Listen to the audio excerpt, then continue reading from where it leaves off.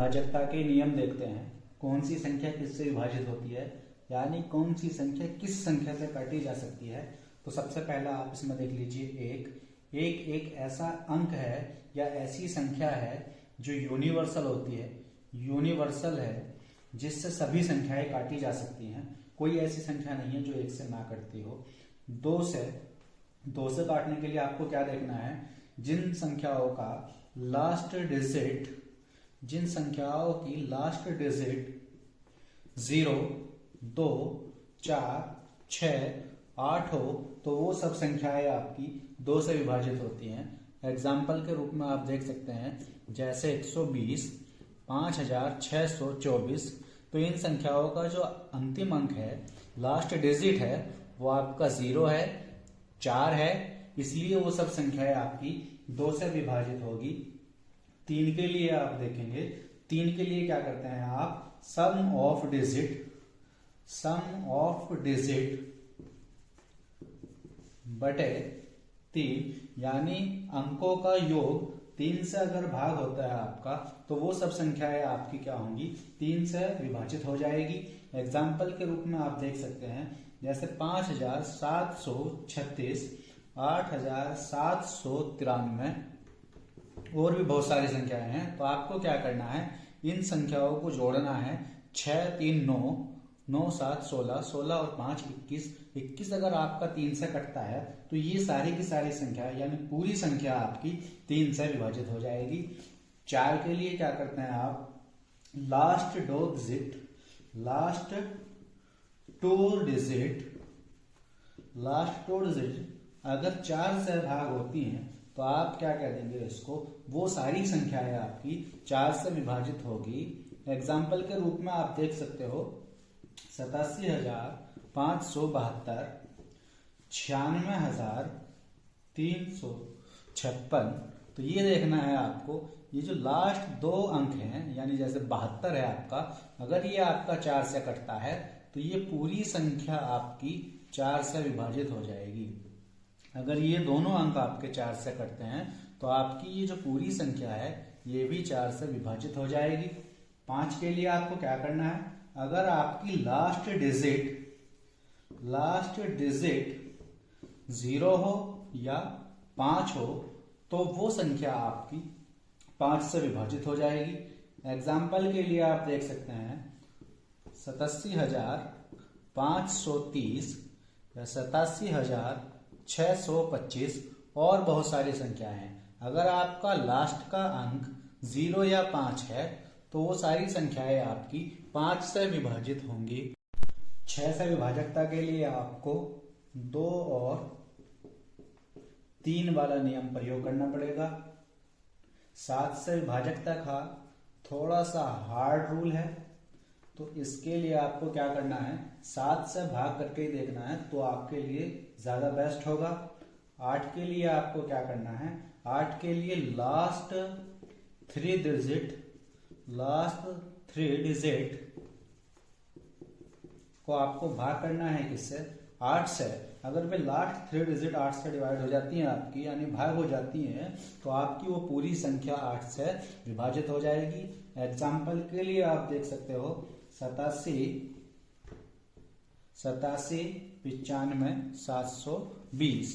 तो ये वाले जो लास्ट 3 अंक हैं आपके, अगर ये 8 से भाग होते हैं तो आपकी ये पूरी संख्या 8 से विभाजित हो जाएगी। 9 के लिए भी भाजकता का नियम आपका, इसके लिए आपका जो है सेम रूल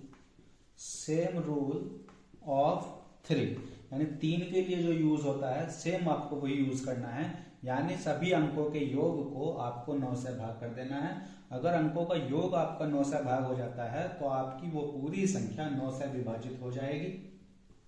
10 के लिए आपको क्या देखना है, लास्ट डिजिट अगर आपकी 0 है तो वो सारी संख्या आपकी 10 से विभाजित हो जाएगी।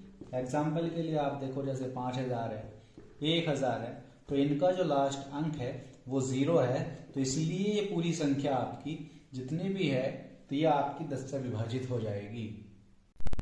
11 के लिए आपको क्या करना है, 11 के लिए यूज होता है आपका जंपिंग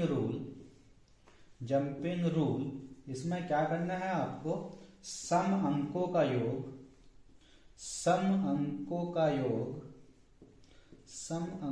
का योग माइनस विषम अंकों का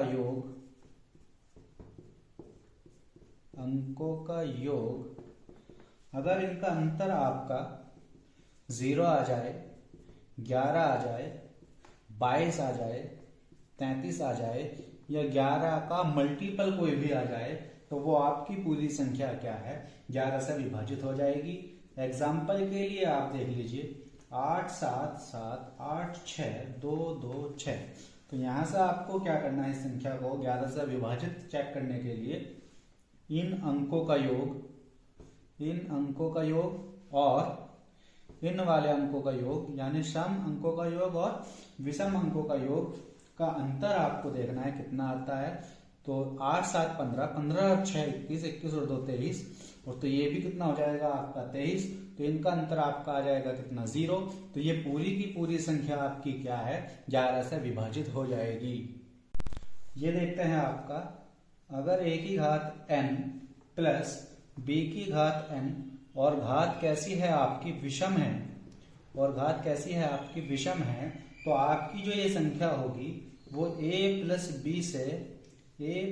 b से विभाजित होगी। अगर आपकी घात सेम है और कैसी है, विषम है, तो आपका वो संख्या a प्लस b से विभाजित होगा। एग्जाम्पल के लिए आप देख सकते हैं, जैसे 5 की घात 3 प्लस 2 की घात 3 किस से विभाजित होगा, तो आपको क्या करना है, a की जगह आपका यहाँ पर 5 है और n की जगह आपका 3 प्लस b की जगह आपका 2 है, n की जगह आपका 3। तो घात आपकी जो है यहाँ पे कैसी है, सेम है, और कैसी है आपकी, विषम है। तो आपकी जो ये पूरी संख्या है a प्लस b से विभाजित हो जाएगी, यानी 5 प्लस 2 बराबर 7। तो ये पूरी संख्या आपकी 7 से विभाजित हो जाएगी।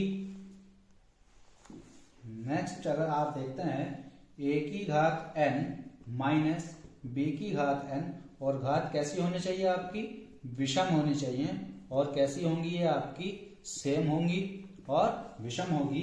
तो आपकी ये पूरी संख्या a माइनस b से विभाजित हो जाएगी, a माइनस b से विभाजित होगी।